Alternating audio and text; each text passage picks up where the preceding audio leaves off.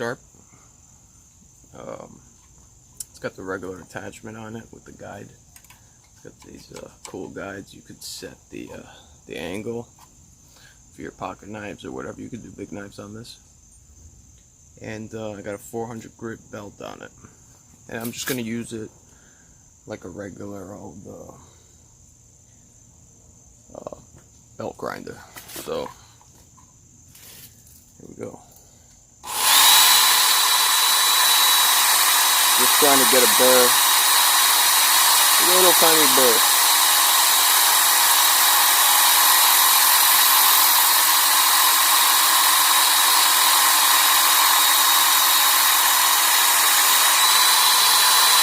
That's a good burr.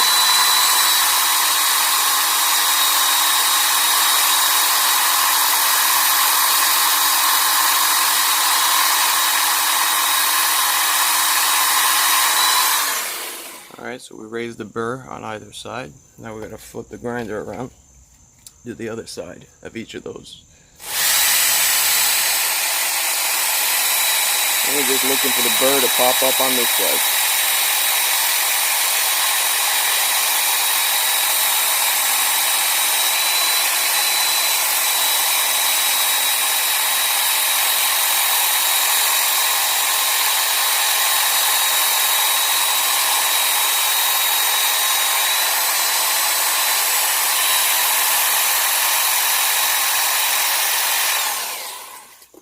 Alright, so now we made our burr pop up on both sides.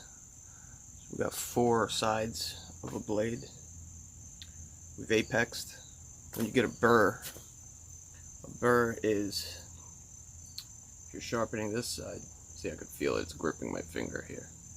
So say we're sharpening this side, paper, the abrasive is going this way, and it's pulling metal off of this edge, this side of the edge. Just pulling metal off. So that metal starts curling over to the other side, like this. And then you could tell if you have a burr, if you can't see it, you could tell by just running it. It'll be gripping onto something. So when you strop it, you got a 3 micron strop here. It's the kind that's like a crayon rouge, and you put it on your strop like that. I have another strop I'll show you in a second, but 3 micron strop, and you strop at a slightly shallower angle, then you sharpen that. So if we sharpened at this angle, you want to strop at this angle, slightly shallower. Sharpened here, you strop here, because you don't want to run your blade over the strop and just take your apex away. Because there's a 3 micron abrasive in this wax. So I'm just gonna strop it here, knock our burr off. And it doesn't take much. So now I'm feeling it grip here. You're definitely not gonna be able to see it, but there's scratch marks in my strop because the burr is on that side. Now it's smooth again. Now it's effortless. So then I'm gonna flip back over to that side, and I can feel it gripping again. So essentially what you're doing here is you're taking that little burr, just a little flake of metal, you're bending it back and forth with this strop. You're bending that metal back and forth, and like we've all bent the paper clip until it breaks, that's exactly what happens. That little burr fatigues and falls off your blade. You keep stropping, and that abrasive in your strop will finish off your apex. So now I do the same exact thing with all my knives, and I take them down. I have, like, you know, I'm sick. I gotta get them down to hair whittling. It's gotta be able to whittle a hair. And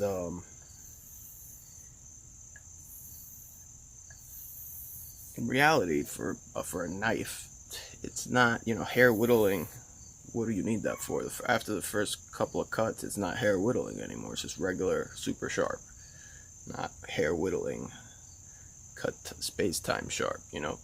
But with broadheads, it makes more sense because this is a one cut tool. This is meant to make one cut, and that's it. And then you either lose it or you find that you resharpen it and it makes one cut and that's it. So for this, being hair whittling makes all the sense in the world. So that's what we're doing. That's what we're doing here. This is actually my friend's broadhead. My friend Roberto at the range. I'm gonna go see him now. Give him these 3 broadheads. So technically right now, off of this 3 micron strop, I could shave. Oh yeah. See the hair? Flip to the other side. Rotate my arm a little.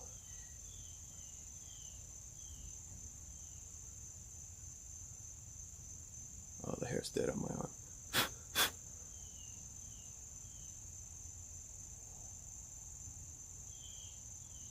It's an effortless shave. It's a hair popping sharp blade at 3 microns. So now you leave it like this, and this is, most people would say this is the sharpest thing they've ever held in their hand.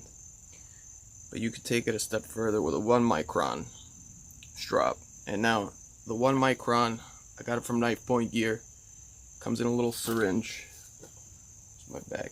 Comes in a little syringe, and it's like a paste. You put like a pea size on there. It's 1 micron diamond pieces in there. And that will take this to absolutely hair splitting. So cut space time.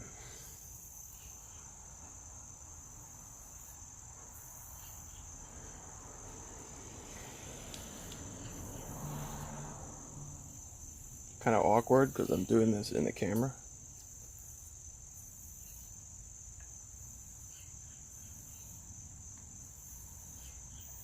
I'm doing like 5 or 6 on each side.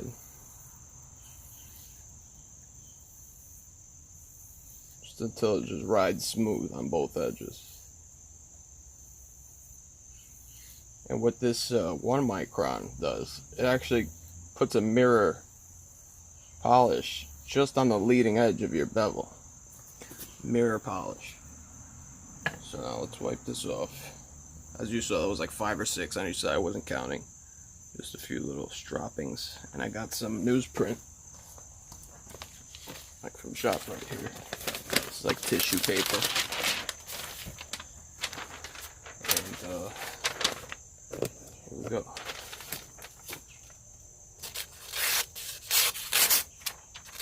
Oh, we still got a burr. So when you get a tear like that, that means your burr is still there. Hit it a couple more times on the strap.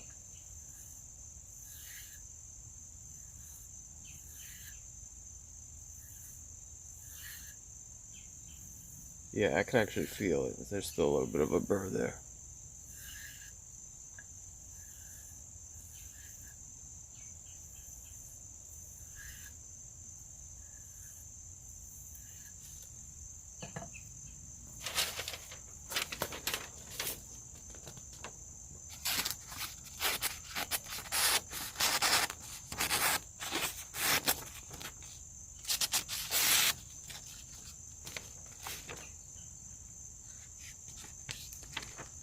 I almost cut myself. Let's cut it doubled.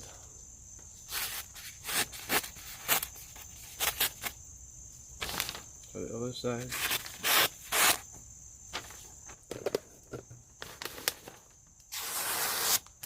Took what? A couple minutes. It took longer because I was trying to show you guys.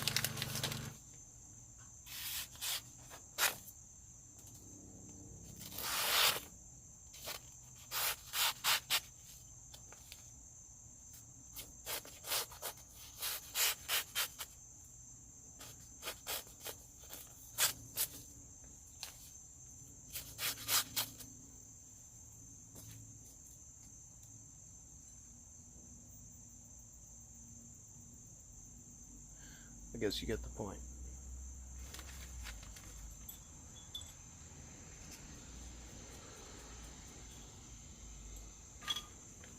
And those are some really cheap broadheads. They're like bare broadheads or something, like ridiculously cheap, and they were nicked up. He's been practicing with them. So there's some nicks. I want to grind the whole blade away to get rid of them, you know. But yeah, it's pretty sharp.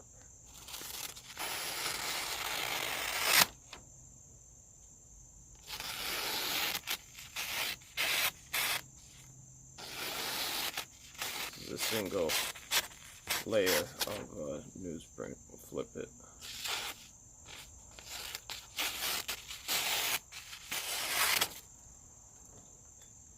Grab another broadhead.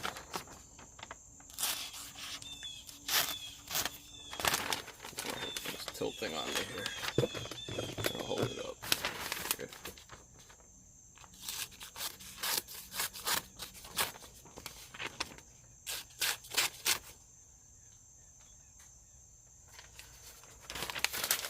Another one.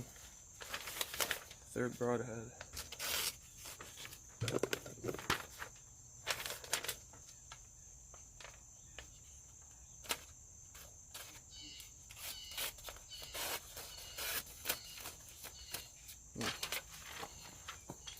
That one has a little burr.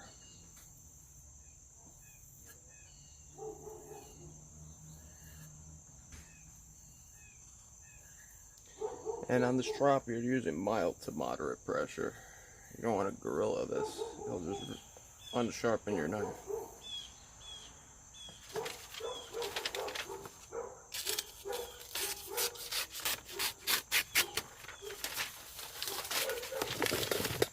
And that's it. I'm going to give these to my boy.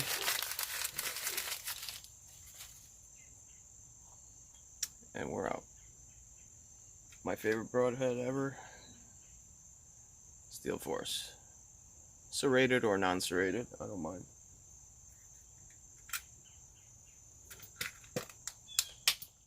Made in the USA. Alright, see you guys later.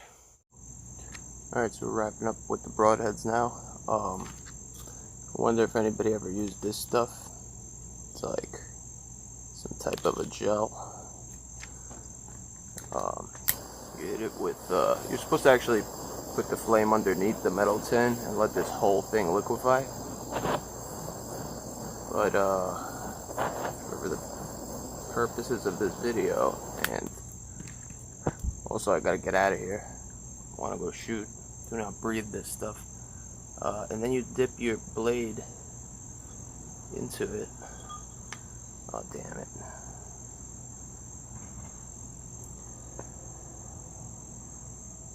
Shit.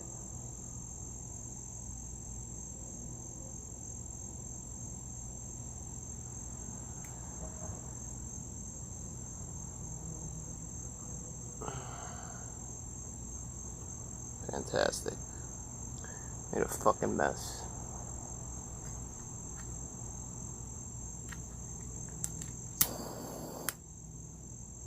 So like that, but better. So basically what this does, which I'm not doing it the right way right now because I messed it up.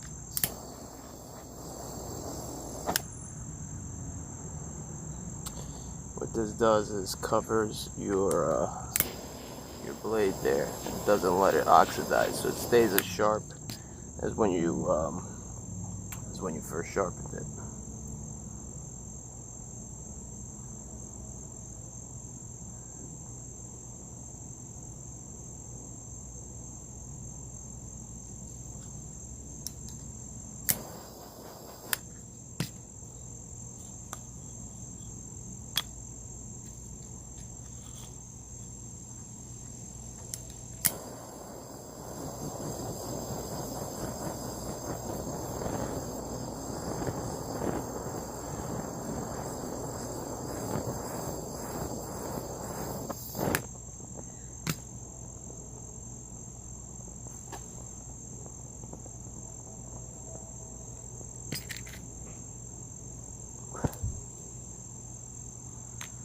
Boom, that's how you do it.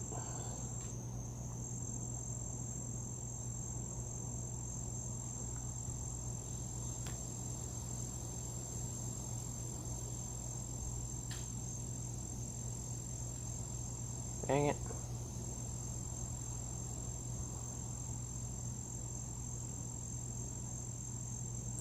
I almost did that one right. I fucked it up.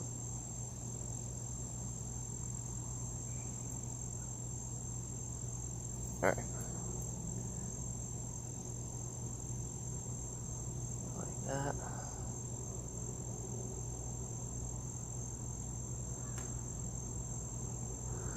So leave me a comment if you use this stuff, if you like it.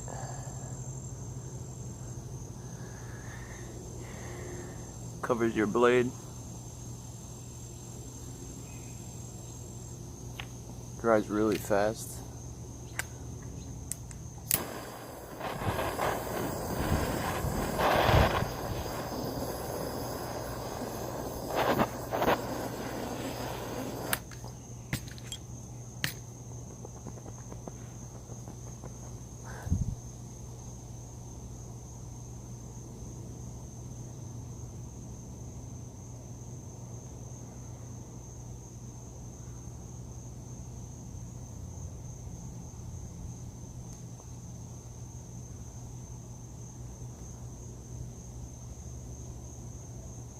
Blade's covered, protected, and you're protected.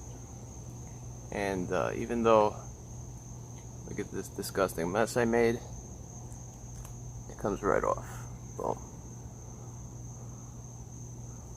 Bada bing, bada boom. And you're ready to hunt. So, and then, I mean, you could remelt that. I'm going to redo it. It was fine, functionally, but it looked terrible, so I'm gonna redo that one.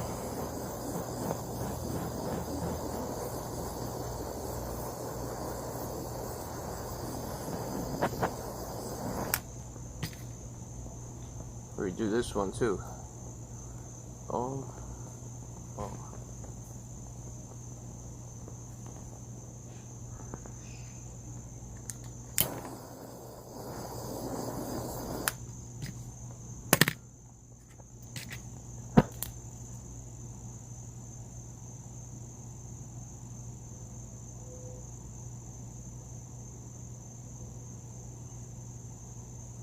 Beautiful.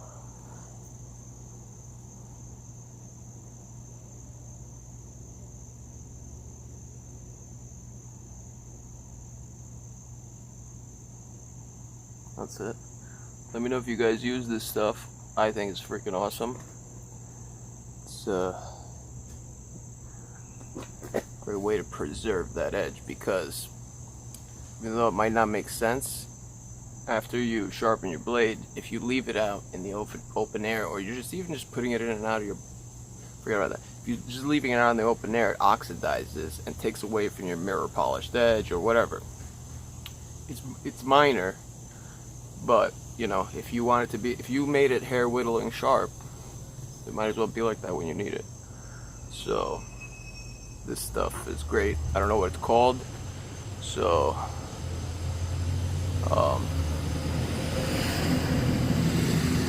I can find out. I'm sure somebody that's gonna see this video knows exactly what this is, because it is freaking awesome. So peace out, Broadheads.